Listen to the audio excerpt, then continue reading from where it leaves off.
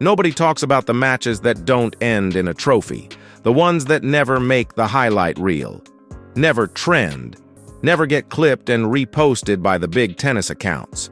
The mainstream press gives them a sentence, maybe two, then moves on to someone who won.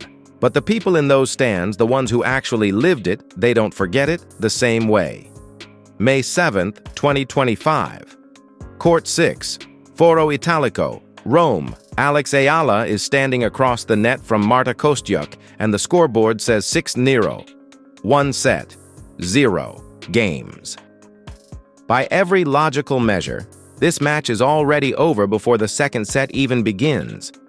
People have every reason to quietly slip out, programs folded under their arms, heading for the exits before the crowd swells. And yet something nobody expected starts happening. It gets louder. Philippine flags climb above the stands. People who had every excuse to leave aren't just staying, they're singing. And if you watch the footage closely, you can catch the exact moment Alex looks up at them. That exchange between a player who just got bageled and a crowd that refused. To act like it was a funeral, that's where this story really starts. Not with a trophy, not with a ranking number, with a crowd that looked at the scoreboard and decided it wasn't telling the whole truth. Now it's May 2026. Alex is ranked 44th in the world. She has Tony Nadal, the man who built 10 Italian Open titles alongside his nephew Rafael, sitting in her coaching box. And she just made a decision that tells you exactly where her mindset is right now. She was the third seed at the WTA 125 Catalonia, Open in Spain. Good draw, comfortable surface situation, a tournament she realistically could have won. She withdrew, not injured, not exhausted. She withdrew because Rome pulled harder and she wanted her feet on the Foro Italico clay a full week before the draw was even announced. Let that settle for a second. This is a player who took a 6-0, 6-1 loss on these exact courts in front of thousands of people 12 months ago. And her response was to show up earlier and stay longer. That's not someone avoiding a bad memory. That's someone who made the bad memory their fuel. Go back to 2025 because you need the full picture to understand what she was actually carrying. Kostyuk didn't just beat her, she walked through her. First set, under 30 minutes. Second set, barely a contest. Alex won one game total on a court where Rafael Nadal built what tennis fans genuinely call a cathedral of clay. One game. And here's what she did after.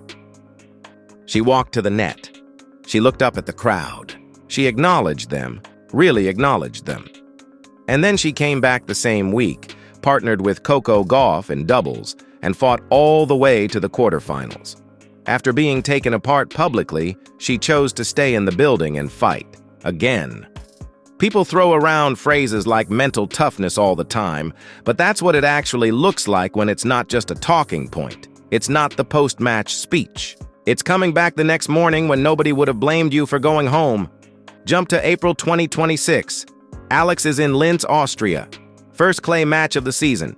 She beats Julia Grabher, ranked 89th in the world, 6-4, 6-3. Clean, controlled. The kind of win where you can see a player running a game plan rather than just surviving a surface. But there's a detail from that match that I haven't been able to stop thinking about. When she stepped up to the microphone mid-interview, she switched languages. Mid-sentence, she looked into the crowd, found the Filipino fans, and spoke to them in Tagalog, not English, not the language of the press circuit. Theirs, in Austria, at a mid-tier clay event where the Filipino contingent probably numbered in the dozens. Akin na, yan dito. Thank you to all the Filipinos who are here. That's not a PR calculation. That's a reflex.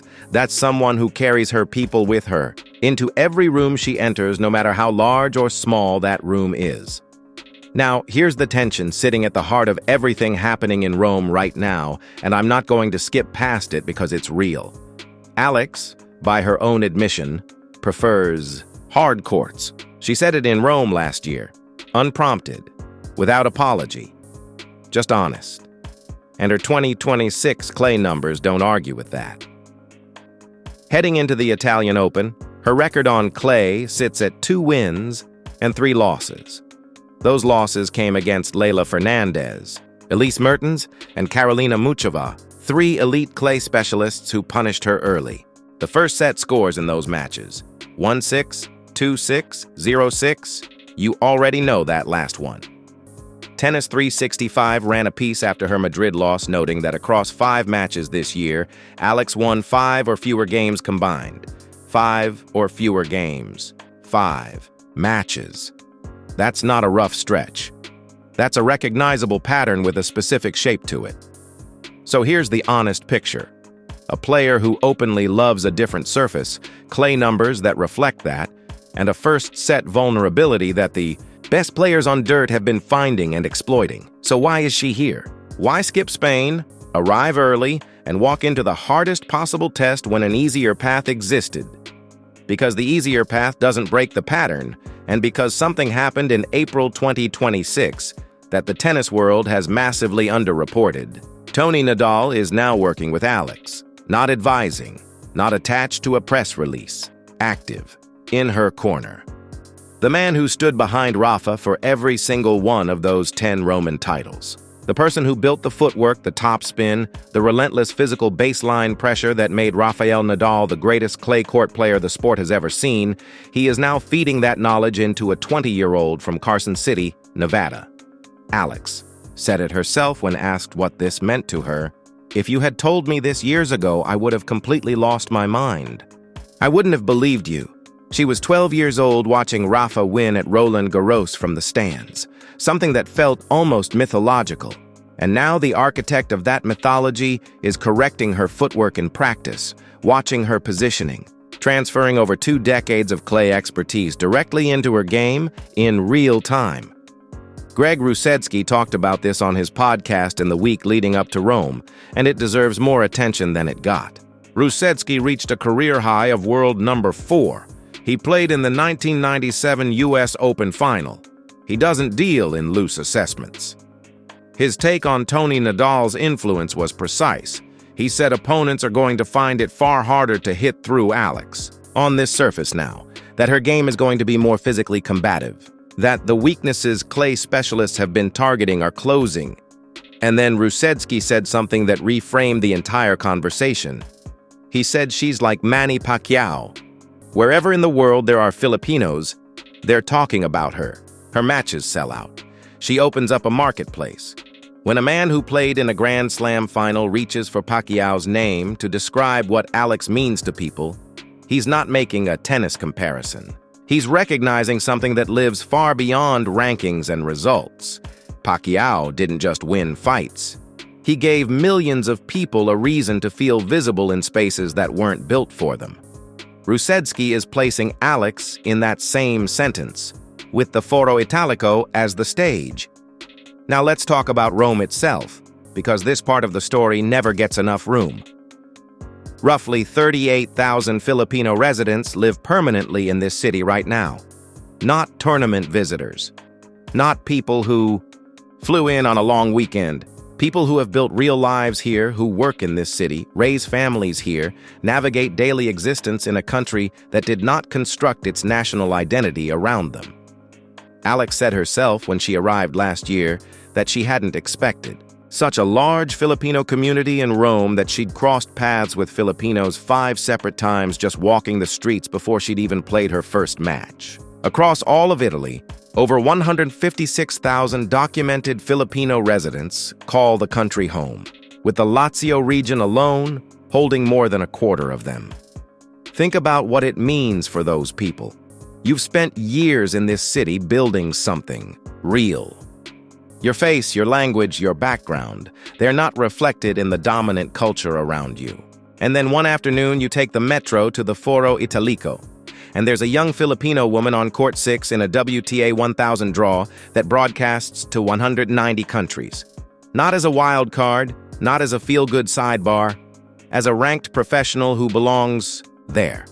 That's not just sport. That's a visibility event.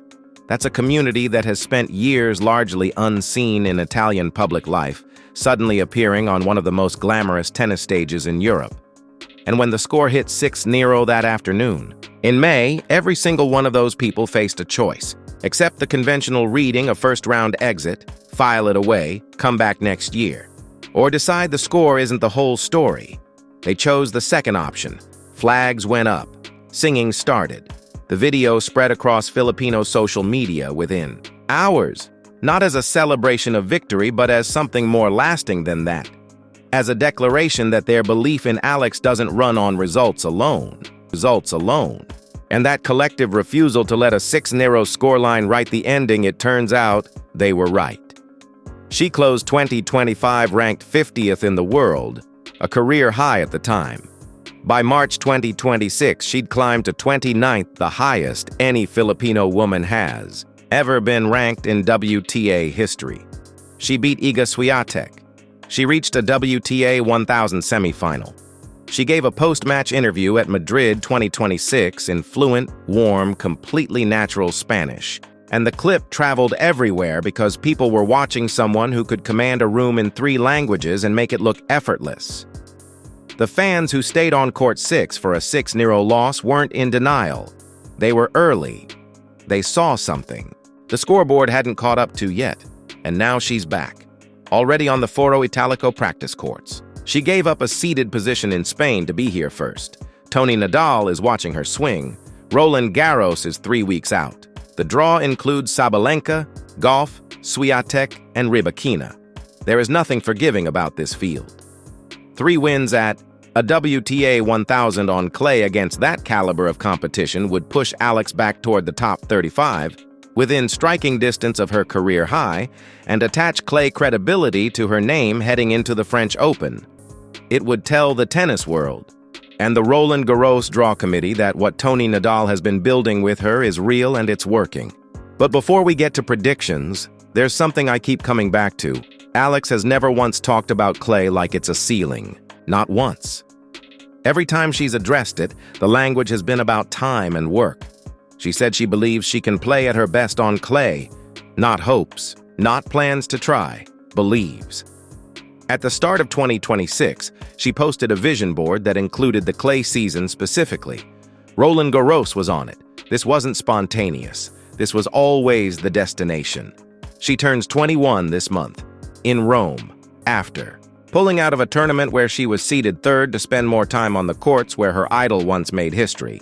And here's the piece of this story I think people genuinely underestimate. The Foro Italico isn't just a big tournament to Alex.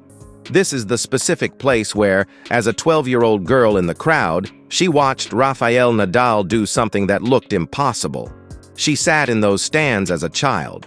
And the man who coached that player she was watching, he's now in her corner watching her. Close that loop. The girl in the stands watching Rafa win his cathedral. The woman on the court with Rafa's coach beside her.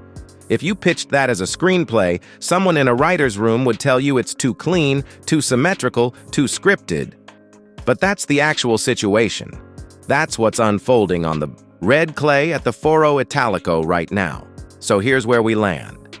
The Italian Open draw drops May 5th. The moment Alex's first-round opponent is confirmed, this channel breaks it down first, what the matchup means tactically and what it signals for her Roland Garros seeding. Over the next 2 weeks, every match she plays answers the biggest question of her 2026 season. Has Tony Nadal's clay education taken root? Can she take what's been built in practice and turn it into match wins against players who've lived on this surface their whole careers? Can she finally break that pattern? 3 wins. That's the number. 3 wins at a WTA 1000 on clay against this field, and the conversation around Alex heading into the French Open changes completely. And for the 38,000 Filipinos living in this city who won't need to book a single flight.